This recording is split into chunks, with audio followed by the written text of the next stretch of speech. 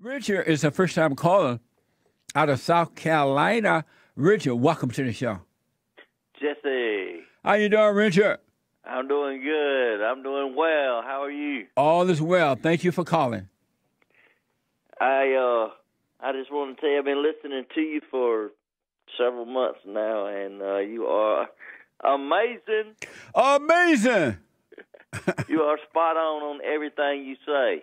Thank you, Richard. I've felt the same way about every subject, every topic that you have talked about all my life. I'm 50 years old. I just turned 50. Happy birthday. Thank you. 50 in February. That's my amazing. My dad, the first thing that got me hooked on your show was when you was talking about growing up on the plantation during the Jim Crow law. Yes. And I said, and you were saying how you got out of school and you was talking to the guy that was calling you a slave. He was another radio broadcaster, and he was like, "Wait a minute, I wasn't a slave." And I said, "That's right." And I said, "It wasn't slavery then." Right. And my grandfather owned all the cotton around here in this town. In South Carolina, yes. In South Carolina, and he owned the cotton gin. He owned most of the cotton, and he owned the gin. And my father is your age. He's a little older than you. My father is 73. Yeah.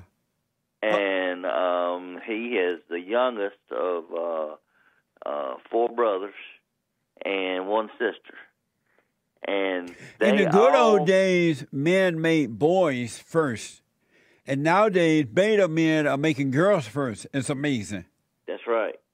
And now they all picked cotton right alongside the black boys. They got out of school with them. My grandfather said, "You're going to pick cotton too." You're going to pick cotton? You're going to pick cotton. Yeah. And then you can go to school, and you're going to go to school. That's right.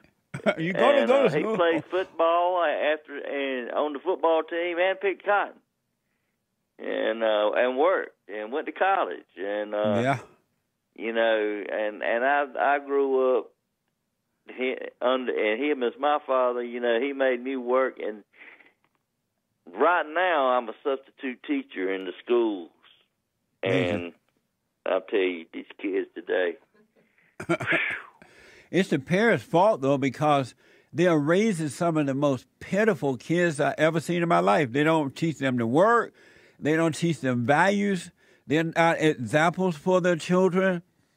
And so the kids go out into the world, and the world take over where the parents leave off. The parents are at fault for not raising their children in the right way to go. That's right. It's amazing. It's amazing. And I had 6 or I believe maybe 7 years through a divorce, and I have a daughter.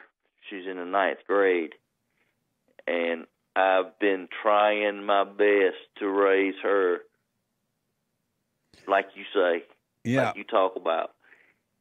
Her mama, oh Lord, her mama, she's just. She's got her 60% of the month. I got her 40% of the month. Amazing. We got joint custody, and then during the summertime it's 50-50. But it's like everything you try to do, they undo. You're right about that. That's crazy. It's like these mothers, they hate good, and they'll screw up their kids' life just to get back at their father.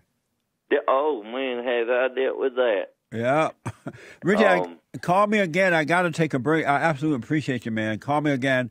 I got to take a great break, folks. Back in a moment. Oh, I wish I was in Dixie. Hooray, hooray.